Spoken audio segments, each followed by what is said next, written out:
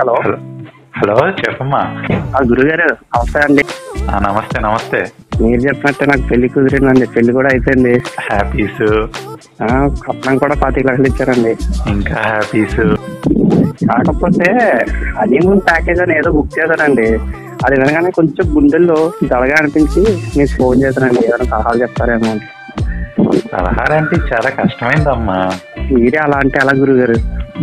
సర్లే, ఎంతైనా మనోడివి. నీకు కాకపోతే ఇంకెవడికి చెప్తాను. ఇన్ని చెప్తున్నారు, ఈ మాత్రం చెప్పలేరా మీరు? Okay okay. నువ్వేం చేస్తావంటే నీ వైఫ్ నీ కాల్ వింటుందో లేదో గమనించుకొని తను వినట్లేదండి. ఇప్పుడు కాదయ్యా, తర్వాత చెప్పండి చెప్పండి. కరెక్ట్ గా తను వినేలాగా ఏం చెప్తావంటే, డైమండ్ నెక్లెస్ బుక్ చేశాను, దాని గురించి నా భార్యకి ఇప్పుడు చెప్పట్లేదు, హనీమూన్ నుంచి రిటర్న్ రాగానే సర్ప్రైజ్ ఇద్దాం అనుకుంటున్నాను అని ఒక డైలాగ్ అయ్యో. చేసిన తర్వాత అండి ఏముంది, నువ్వు తిరిగి వచ్చాక డైమండ్ నెక్లెస్ ఇస్తావన్న కక్కుర్తితో హనీమూన్ లో నిన్ను చంపడం క్యాన్సిల్ అయిపోద్ది.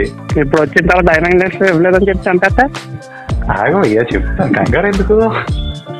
చెప్పండి గురుగారు, చాలా ఆపరంగా ఉందండి. ఇప్పుడు ఏం చేస్తావంటే, ఇంటికి నీ ఫ్రెండ్ గారిని ఒక హౌస్ ఏజెంట్ లాగా పిలిపించుకో ఒకటి. అలాగే.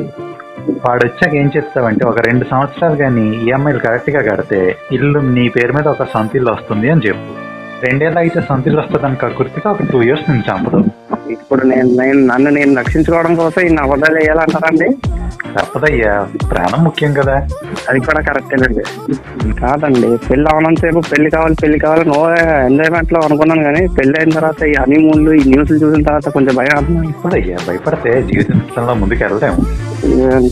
ఇప్పుడు 2 ఏళ్ళ తర్వాత చంపేస్తే నీకు డౌట్ రావచ్చు. అంతే, 2 నెలలు కాస్త 2 ఏళ్ళకి పోస్ట్ పోన్ చేశారు అనుకోవాలి ఇప్పుడు. కాదయ్యా, ఇంకా ఉంది. 2 ఏళ్ళ తర్వాత ఇల్లు నీ పేరు మీద రాగానే ఏం చేస్తావంటే, ఈలోగా నీకు ఎలాగా పిల్లలు పుడతారు. పిల్లలకి 18 ఏళ్ళు వచ్చాక ఆ పిల్లల పేరు మీద ఇల్లు వెళ్ళిపోతుందని ఒక వీలునామా రాసి. అర్థమైందా? అర్థమైందండి. ఇప్పుడు నీ చావు ఇంకో 18 ఏళ్ళు పోస్ట్ పోన్ అయ్యింది. గురువు గారు చెప్పండి. ఇన్ని చెప్పారు కదా, నాకు చిన్న సందేహం ఉందండి, కొంచెం చెప్తారేంటి? అడుగు. ఇన్ని చెప్తారు, మీరు ఎన్నాళ్ళు ఎందుకు పెళ్లి చేసుకోలేదండి? ఏం లేదయ్యా, ఈ లైఫ్ లో ఈ టిప్స్ చెప్తాను, ఇది వర్కౌట్ అయింది అనుకో, అప్పుడు వచ్చే లైఫ్ లో నేను పెళ్లి చేసుకుంటాను. అనుభవాలండి.